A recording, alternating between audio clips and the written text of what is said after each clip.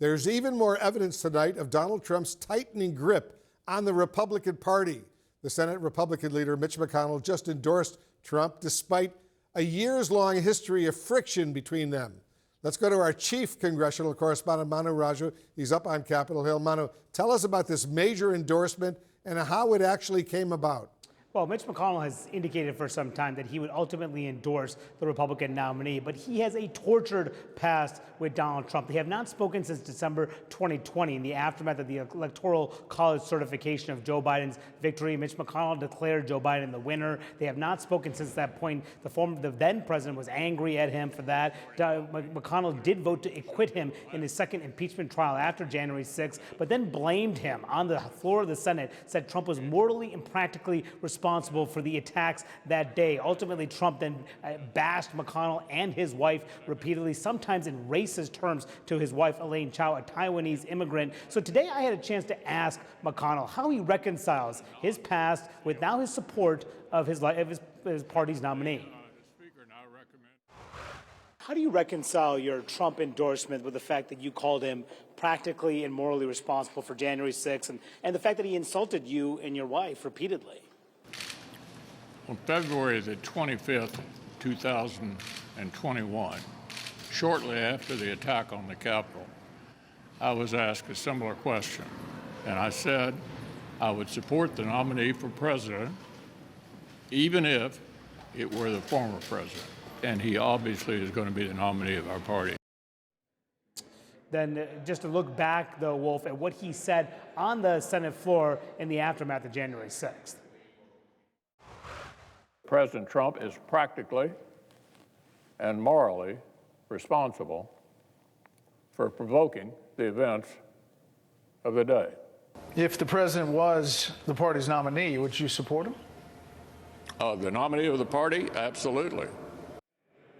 So this represents, Wolf, really the Republican establishment falling in line behind their party's nominee, despite their concerns about the past, despite everything they have said in the past. We have seen not just Mitch McConnell, but all of his top deputies on his leadership team, Senate Republicans in particular, top Senate Republicans, were slow to embrace Donald Trump, unlike their counterparts in the House that have fallen in lockstep behind Trump. But now that he is on his way to getting the nomination, things have changed, as you can see from Mitch McConnell's announcement there. But, Wolf, they still have not spoken, despite that announcement that came today. Interesting, very interesting indeed. Manu Raju, up on Capitol Hill, thank you very much. Now to President Biden and his emerging political strategy as his rematch with Donald Trump is now set, and his State of the Union address is tomorrow. CNN's senior White House correspondent MJ Lee is on the story for us. MJ, how is the president seizing in all these developments on the Republican side just ahead of his critical speech to Congress? Well, Wolf, with just one last man standing in the Republican contest, this really is the official beginning of the general election for the Joe Biden campaign. That means that everything that the campaign does going forward, increasingly so, is going to be with an eye towards November and really broadening out Joe Biden's base and coalition going forward.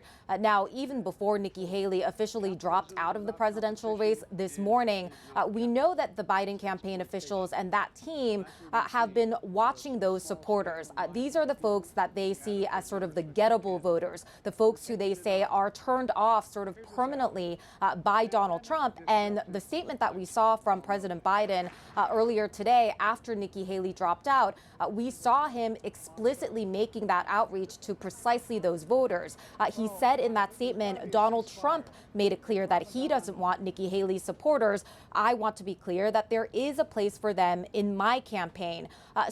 Wolf, I think just looking ahead to the rest of the week for the Biden campaign and the Biden White House, there really is no separating out Super Tuesday last night and the State of the Union remarks that are coming up on Thursday. I think the very themes that are animating the general election argument for President Biden, those are the themes that we very much expect to see woven throughout his speech coming up on Thursday, and obviously incredibly important because this is the last time that he'll have that setting to address folks before he faces voters again in November, Wolf. He'll have a huge audience around the country on television, to be sure. Thanks very much, MJ Lee at the White House. Let's break all of this down with our political experts and Jamie Gangel, Trump slammed Haley, as we all know, while also trying to extend somewhat of an olive branch to her supporters right now. But her campaign exposed some potential setbacks, some serious problems that Trump has right now. Absolutely.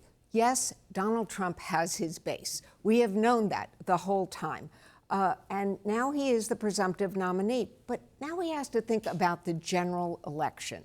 And the people who voted for Nikki Haley and some of the other Republican candidates, he needs them because, as one political strategist said to me, this comes down to 4 words: get out the vote in those battleground states. So he needs women, he needs independents, he needs suburbans.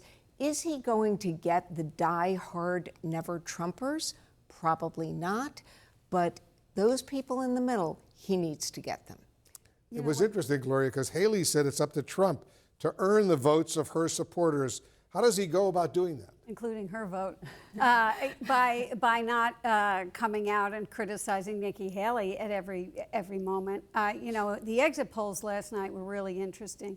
There was one in North Carolina in which 81% of Haley's supporters said that their votes for Trump were not automatic, that they wouldn't necessarily go to Trump. And you know, he has to earn her vote as well. I mean, she had a lot of things to say about him during the campaign, largely on foreign policy. And, you know, so these folks are not necessarily gonna go to Donald Trump. They're also not necessarily gonna go to Joe Biden. They're kind of in the wilderness right now. And, you know, there's a phrase some pollsters are using called double haters, people who hate both of these candidates and don't know what to do. And I think a lot of the Haley supporters fit into that category right now. You know, Maria Cardona, I thought it was interesting that shortly after Haley delivered her speech today, dropping out of the race, Donald Trump immediately called for debates with Biden, even though he had ducked all those debates with the Republican candidates leading up to now. What do you make of that? I think that just signifies that he is ready, even though he hasn't gotten the nomination officially, he is ready to call this a general election, and it's off to the races. And that's fine, because tomorrow night for Joe Biden's State of the Union speech, that's going to be essentially his very first general election speech as well. And I think in that speech, you're going to see Joe Biden do a couple things. He's going to lay out his accomplishments, but he's going to be very personal about it in terms of everything that he has done to boost the economy on a macro level, but also on a very micro level, which is what people haven't really felt yet, right? He is going to really lay that out. And then he's also going to talk about, remind people, you know, the body and the mind have a way of forgetting trauma. We suffered trauma under 4 years of Donald Trump, and so it doesn't surprise me that a lot of people maybe have fuzzy memory about that.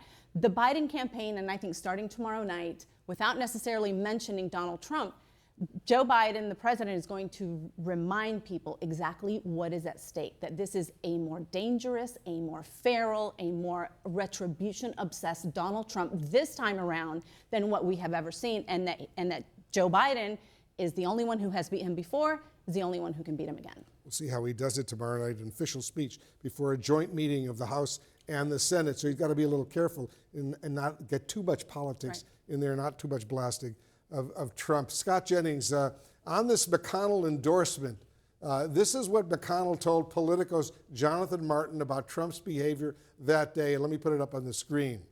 I'll read it. He put a gun to his head and pulled the trigger. I feel exhilarated by the fact that this fellow finally totally discredited himself. You know Mitch McConnell very well. How does he go from that stinging criticism to endorsing Trump for the office he says that Trump disgraced? Well, number one, he is, as he said in his press conference today, he said he was always going to support the party's nominee, and he's had that position since way back in 2021. And number two, you know, his punditry there, like a lot of Republicans, turned out to be false. I mean, the fact is a lot of people after January 6th thought Donald Trump was going to be left for dead politically by both parties and most Americans, and that just hasn't turned out to be the case. As we saw last night, the Republican Party has coalesced around him. He's got the Republican institutional leadership now with McConnell and others. I mean, he's got a pretty unified party. These polls they're talking about with Republicans who supported Nikki Haley. I don't actually think these people are Republicans in the traditional sense anymore. I don't think a lot of them voted for Trump before. I don't think they intend to vote for him now. And I think, frankly, When you look at going from McConnell's endorsement today to all the votes that he's gotten in these primaries, you could make a strong argument that his party is far more unified behind him than Biden's is behind him.